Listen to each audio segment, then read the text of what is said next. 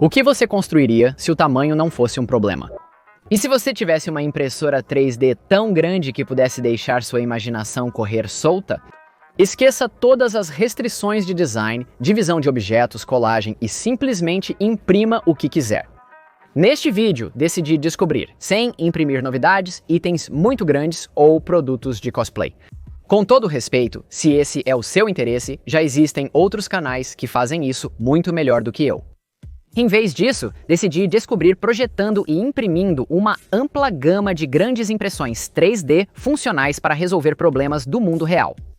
Ao longo do caminho, compartilharei 11 dicas valiosas que aprendi sobre o design de objetos maiores e mais complexos, trabalhando com impressoras grandes em geral, novos meios e muito mais.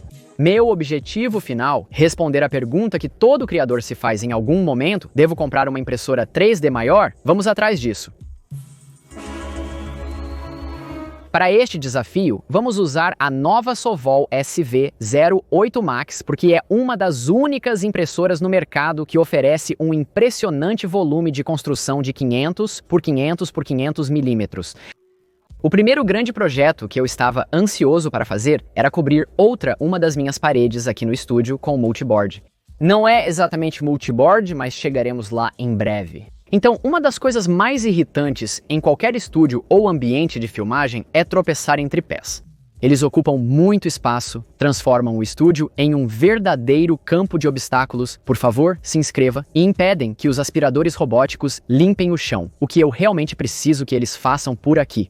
Estes são apenas alguns dos motivos pelos quais, como você verá mais adiante no vídeo, muitos criadores como eu realmente juntam tudo em um único suporte. Mas às vezes ainda são necessários tripés, suportes de luz e vários adaptadores de equipamentos. No passado, eu resolvi isso apenas empilhando os tripés e outras coisas nas prateleiras, mas isso se torna uma bagunça irritante, inacessível e empoeirada.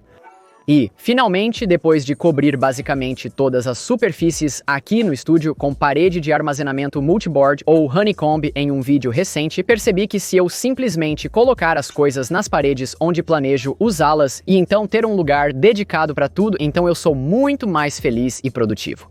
Então, multiboard, certo? Bem, na verdade não. Claro, é forte pra caramba, mas para coisas maiores que vão ser muito menos densas, o multiboard padrão é bastante desperdício.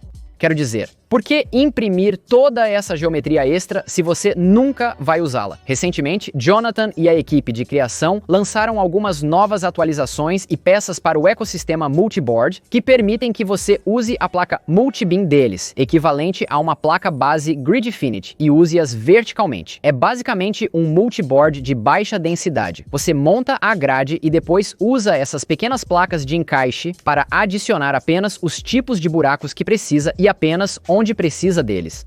Segundo Jonathan, isso ainda é incrivelmente forte, então decidi colocar isso à prova. Preciso de uma impressora grande para imprimir isso? Não, claro que não, mas existem várias vantagens em fazer desse jeito. Eu poderia imprimir peças de 250 por 250 milímetros em uma impressora menor, mas então eu perderia mais buracos e mais material, seria desperdiçado em conectores e pontos de conexão, que são fortes, mas provavelmente não tão fortes quanto painéis ininterruptos, certo? Além disso, diferentemente dos painéis multiboard comuns, estes não são projetados para impressão em pilhas, exigindo que sejam impressos um por um, o que parece um grande desperdício de tempo. Eu poderia imprimir grandes tiras desses na minha impressora de cinto, como normalmente faço com multiboard, mas o ângulo de 45 graus da impressão sacrificaria a resistência. Para painéis multiboard comuns, está tudo certo, eles já são muito mais resistentes do que eu poderia precisar. Mas esses foram projetados para usar muito menos material e eu vou colocar muito mais peso neles. Então pensei, por que arriscar? E então, eu gerei algumas placas multibeam de 500 por 500 e decidi ver se o SV08 Max poderia realmente imprimir sua área de construção completa. Resumindo, tive algumas falhas de impressão porque algum macro em algum lugar estava tentando mover a cabeça de impressão para fora da área para I-1, mas isso foi realmente uma correção muito fácil. Eu apenas aumentei a posição mínima para -2 e a impressora pareceu lidar bem com isso. Agora, esta é uma impressão muito grande e muito plana em uma impressora aberta, pelo menos até a Sovel se dar ao trabalho de me enviar o próximo kit de gabinete. A impressora fica bem no meio da sala com rascunhos passando por ela e vai até as bordas da placa de construção. Então eu estava realmente muito preocupado com rascunhos e deformações. Então eu modelei alguns pequenos remendos no fatiador para aumentar a aderência da cama nos cantos. Eu achei isso muito inteligente, mas infelizmente eu não fui muito cuidadoso e eles acabaram flutuando no meio do modelo. Ops! Então fechei os olhos e apertei imprimir. E para minha surpresa, o SVO8 lidou com isso como um verdadeiro campeão, produzindo uma placa completa de 500 por 500 em apenas 12 horas. Uma impressão perfeita, sem deformações ou descolamento da placa de construção. Nos dias seguintes, eu ia trabalhar, removia a placa pronta e clicava em reimprimir. E em 3 dias, eu tinha os 6 painéis necessários para cobrir a parede inteira de 1,5 m por 1 metro. Em vez de 24 impressões em uma impressora normal, eu concluí o projeto em apenas 6, o que foi super conveniente. Para ser honesto, na verdade, não tenho certeza de quão mais a fundo vocês querem que eu vá no mundo inteiro do multiboard após meu último vídeo sobre isso. Então, para os propósitos deste vídeo, eu não vou falar sobre todos os detalhes de como eu conectei os painéis, como eu equipei a parede, como eu projetei minhas próprias soluções de montagem personalizadas usando o padrão multiboard, nada disso. Mas, por favor, comente abaixo se você gostaria de me ver cobrir isso e eu farei um vídeo curto no YouTube ou encaixarei em alguns dos próximos vídeos de projetos multiboard que tenho a caminho. Mas só para não deixar vocês na mão ou ser provocativo, aqui está como ficou.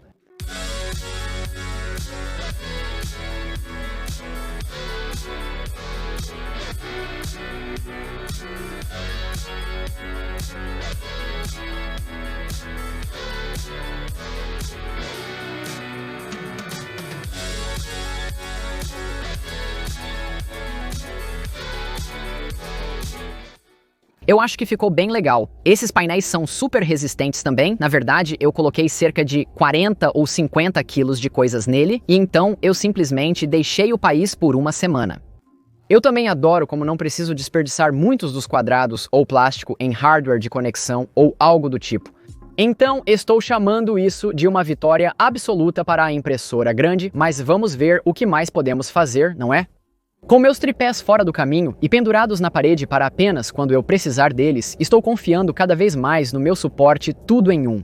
Já cobri projetos semelhantes no canal usando estruturas impressas em 3D para maior estabilidade. E embora isso tenha melhorado um pouco as coisas, ainda não está tão estável quanto eu gostaria. Também é bastante perigoso ter luzes pesadas e câmeras no topo desta coisa sem peso na parte inferior. Então, para este próximo projeto, eu queria tentar algo que nunca fiz antes, usando impressão 3D para moldar concreto, criando uma espécie de lastro. Na verdade, eu nunca trabalhei com concreto, mas eu tive essa ideia a partir deste incrível canal de criadores que eu sigo. Vou colocar o link abaixo, eu tinha que experimentar. Agora, em um dos meus primeiros vídeos, descobri que se você precisa adicionar muito peso a uma impressão 3D, pode ficar realmente muito caro muito rápido, mesmo usando a forma mais barata de hardware de metal. Embora eu possa encontrar vergalhões de sucata nas lixeiras de canteiros de obras locais, ainda sobra muito espaço vazio entre eles. Para me preparar e experimentar o concreto antes de me comprometer com este projeto, voltei e preenchi alguns projetos antigos com concreto. Isso deu bastante certo, então eu pulei para o Computer Aided Design e comecei a projetar. Embora o enorme volume de construção do SV08 Max realmente não me limite, eu ainda queria projetar algo com a menor pegada possível, apenas para evitar que eu tropece nele. Isso implicava que eu teria que descer mais para adicionar massa real. Isso funciona a meu favor, porque presumo que quanto mais baixo o centro de gravidade dessa coisa, mais ele vai estabilizar a longa haste. Honestamente, não sei se isso vai funcionar. É tudo apenas teoria. Aliás, se você está vendo isso e acha que não precisa de equipamento de filmagem, isso não se aplica a você. Esse processo será praticamente o mesmo para qualquer impressão 3D que você queira tornar pesada. E em segundo lugar, meu eletricista já me pediu para fazer um desses para o guarda-sol dele. Não clique para sair ainda, pois isso será realmente valioso. Modelar essa coisa foi honestamente a parte fácil. Claro, precisa ser bem grande para atingir um peso significativo. E, idealmente, deveria ser uma peça grande para que seja forte o suficiente para resistir à força do concreto empurrando as paredes para fora. Mas porque é tão grande, eu realmente usei uma dica profissional que aprendi com o Michael do Teaching Tech e uma que eu gostaria de ter usado muito mais consistentemente nas próximas partes do vídeo. Eu imprimi uma pequena fatia do modelo para testar o encaixe antes de imprimir a coisa toda. Então, e aqui está outra dica profissional. Eu mudei o material no meu programa Computer Aided Design para concreto e deixei ele calcular a massa com base no volume.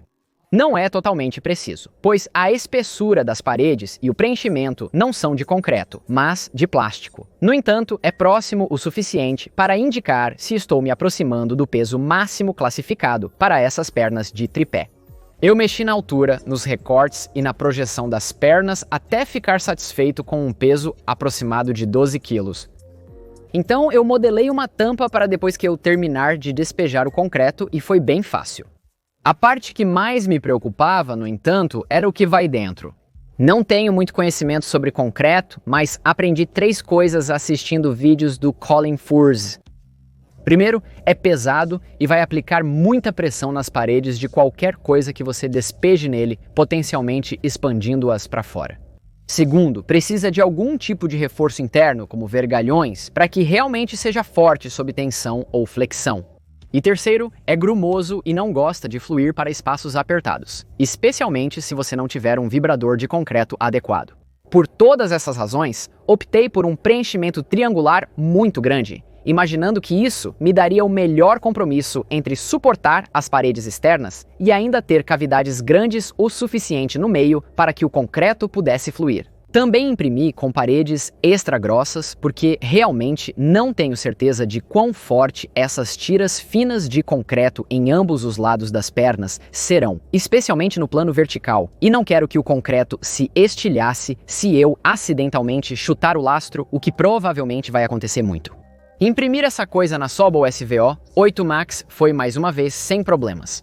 Eu não tinha o suficiente deste PLA laranja específico da Sunlu, então decidi apenas usar o emenda de filamento deles para emendar um pouco de Polymaker Galaxy Black, cometendo o pecado cardinal de desenrolar um rolo de filamento no processo. O objetivo era fazer listras laranja e preta para aumentar a visibilidade e acho que deu certo, mas você pode definitivamente ver onde eu também acabei com o Galaxy Black. Eu fiquei realmente grato que o SVO8 Max não tem apenas detecção de fim de filamento, mas também detecção de emaranhado, porque algumas vezes minhas emendas simplesmente não estavam tão limpas e ficaram presas em algum lugar ao longo do caminho do filamento, o que teria sido um desastre absoluto se continuasse imprimindo. Com a peça impressa, chegou a hora de misturar e despejar o concreto, o que me ensinou muito. Aprendi, por exemplo, que idealmente você quer misturar e despejar concreto usando um novo par de shorts, branco se possível.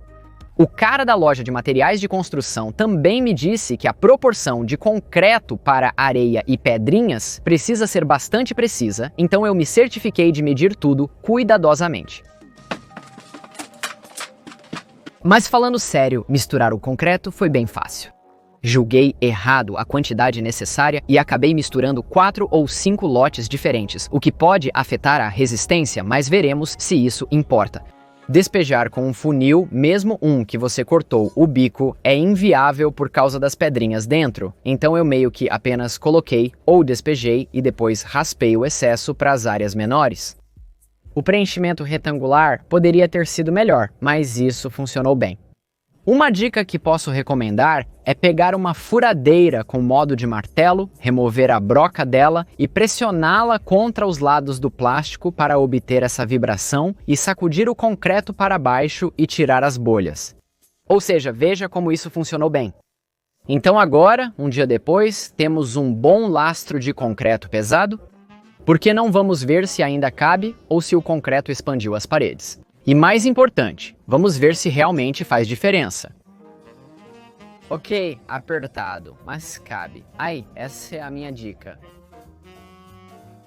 Sim.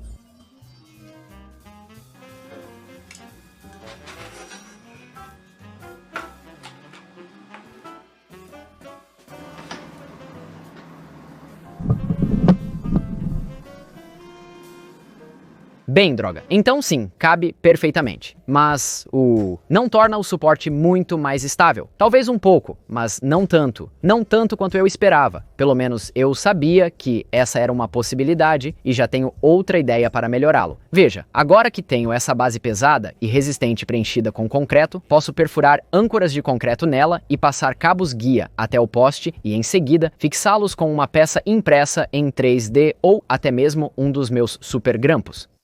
Antes, eu não conseguia fazer isso, pois as pernas são projetadas para dobrar para cima ao puxá-las. Além disso, o suporte fica muito mais estável e seguro, permitindo montar objetos pesados em alturas maiores sem risco de queda. Então este projeto não foi uma completa perda de tempo, pelo menos é o que estou dizendo a mim mesmo, e eu vou adicionar esses cabos de guia um pouco mais tarde.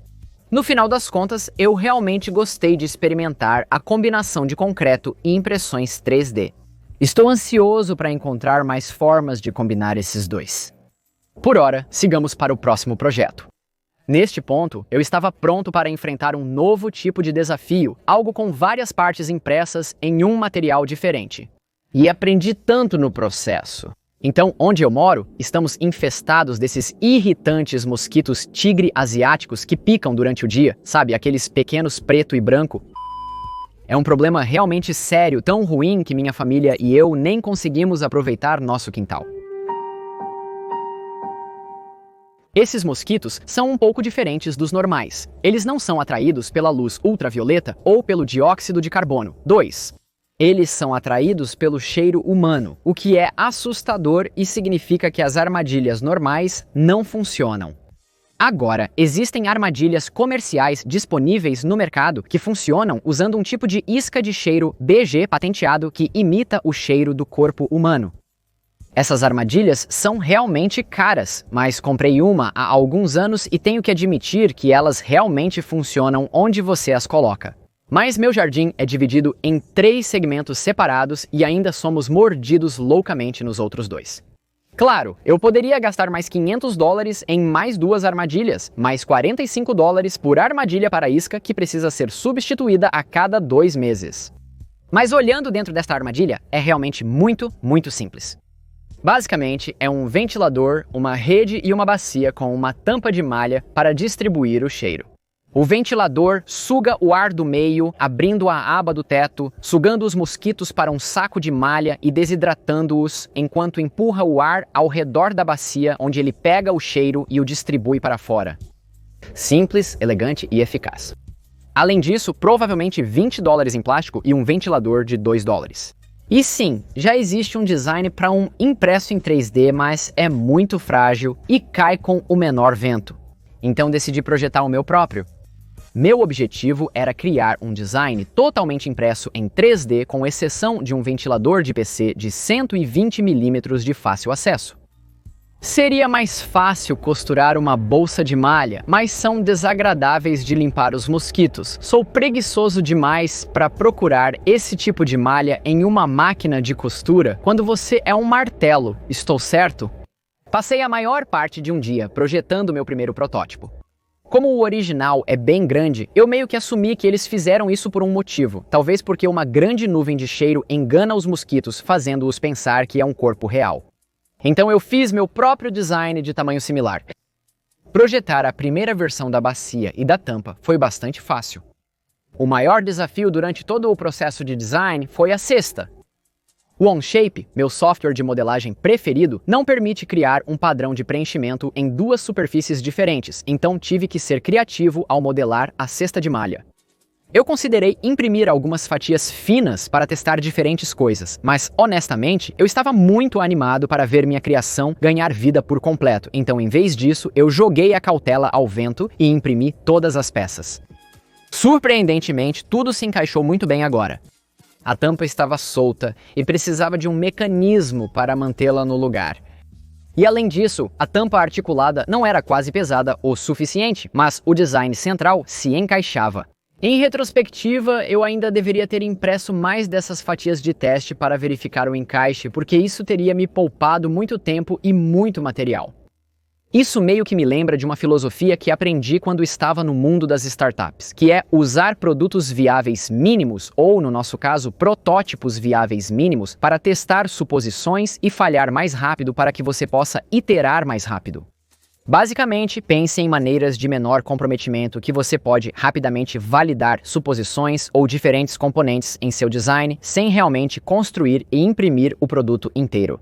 Por exemplo, eu poderia ter impresso apenas uma fatia da borda superior da bacia e a tampa para testar o encaixe e descobrir que eu precisava de um mecanismo de fixação sem imprimir a coisa toda. Enquanto a primeira metade da impressão em PETG saiu lindamente, fiquei sem filamento no meio do caminho. A impressora ficou parada durante a noite e, quando recarreguei o filamento e reiniciei a impressão, o resfriamento causou deformação e separação de camadas, destruindo a peça. Não é um grande problema, é apenas um protótipo que eu soldei de volta para testar. Mas a lição aprendida aqui, quando você está trabalhando com objetos e impressoras deste tamanho, a termodinâmica desempenha um papel em como as coisas acabam. Então, provavelmente é melhor emendar carretéis ou trabalhar com carretéis de 2 ou 3 quilos. Ou definitivamente planejar estar por perto quando o filamento acabar, porque a negligência não é sua amiga. O maior problema, no entanto, foi o fluxo de ar. Simplesmente não parecia forte o suficiente para puxar muita coisa. E assim começou a longa jornada de ajustes, mudanças e iterações. Troquei os ventiladores por um mais potente, adicionei uma pá no cesto para direcionar o fluxo de ar. Fechei a parte de trás do cesto e o coletor para forçar o ar a vir apenas de uma direção. Vedei o ventilador mais firmemente para impedir a entrada de ar do recipiente. Chanfrei as bordas do cesto e do recipiente para eliminar suportes e obter um encaixe mais justo. Todos os tipos de alterações e iterações que, honestamente, poderiam ter sido feitas no processo de design se eu tivesse apenas tirado um tempo para pensar antes de imprimir. E isso, eu acredito, é uma dica profissional essencial ao lidar com modelos tão grandes. Se você é como eu, está acostumado a simplesmente imprimir protótipos e segurá-los em suas mãos enquanto pensa, testa e ajusta conforme avança, especialmente se você recicla seus protótipos de PLA como eu faço. Mas quando você está trabalhando com algo tão grande, que leva tanto tempo para imprimir, realmente faz sentido pensar muito bem em todos os possíveis problemas 2 a 3 vezes no papel antes de apertar imprimir. Rotineiramente, durante este projeto, eu enviava um protótipo para imprimir, mas antes mesmo de terminar, eu já tinha uma nova ideia brilhante para corrigir algum outro aspecto dele. Se eu tivesse apenas tirado um tempo para refletir e pensar as coisas e imaginar, por exemplo, como o ar fluiria ou como a tampa se encaixaria, coisas assim, eu poderia ter economizado muito tempo e muito material. A maioria das mudanças envolveu a cesta, como mencionei antes, meu software Computer Aided Design travava ou ficava muito lento com tantos buracos diferentes e isso realmente me limitava a um número fixo de buracos. Agora, eu fiz alguns experimentos apenas deixando o fatiador tecer uma cesta, usando apenas preenchimento e 0 perímetros, mas isso não deu muito certo. Após refletir, percebi que só preciso dos buracos da cesta que estão contra o ventilador, não os de trás. Ainda assim, imprimir uma malha fina o suficiente para filtrar mosquitos foi um pesadelo, mesmo para as minhas melhores impressoras. O tempo todo na minha cabeça eu estava pensando, caramba, seria muito mais fácil se eu pudesse apenas imprimir essa coisa deitada e deixar o fatiador criar uma malha usando preenchimento. Mas não foi até eu estar encurralado sem literalmente nenhuma outra opção que eu realmente tirei um tempo para pensar sobre isso. E então eu cheguei a uma solução simples. E se eu simplesmente fizesse a parte da malha removível para que pudesse ser impressa separadamente deitada na cama e depois encaixada na cesta? Então eu poderia facilmente controlar o tamanho do filtro no fatiador, imprimindo quantas opções diferentes eu quisesse rapidamente até encontrar a perfeita que equilibrasse o fluxo de ar, mas ainda filtrasse os mosquitos. Além disso, isso significaria que meu software Computer Aided Design pararia de travar tanto. Pensando bem, essa é mais uma dica profissional que aprendi neste projeto. É irritante ter que imprimir e montar manualmente 10 itens para um projeto, especialmente quando se tem uma impressora grande capaz de imprimir um objeto enorme para substituí-los. Mas quando você está projetando algo assim, realmente faz sentido dividi-lo em partes, simplesmente porque você pode iterar muito mais rápido se, digamos, precisar mudar a tampa que bate, mas não precisa imprimir todo o bico ou o resto da tampa ou mesmo a malha que mantém a tampa unida. Dividir as coisas em partes menores que são então montadas permite que você faça alterações sem ter que reimprimir tudo. E isso é realmente importante no design iterativo. Também te dá a oportunidade de orientar as coisas de maneiras novas e únicas para que você possa se apoiar no fatiador, se livrar dos suportes e muito mais. Enfim, com tudo isso em mente, carreguei outro protótipo e cliquei em imprimir. Mas as coisas não se encaixaram e agora bateu na tampa. Aqui vai outra dica profissional para montagens mais complexas com múltiplas peças. Use vistas em seção para cortar a peça e verificar todas as interfaces e pontos de encontro antes de apertar imprimir.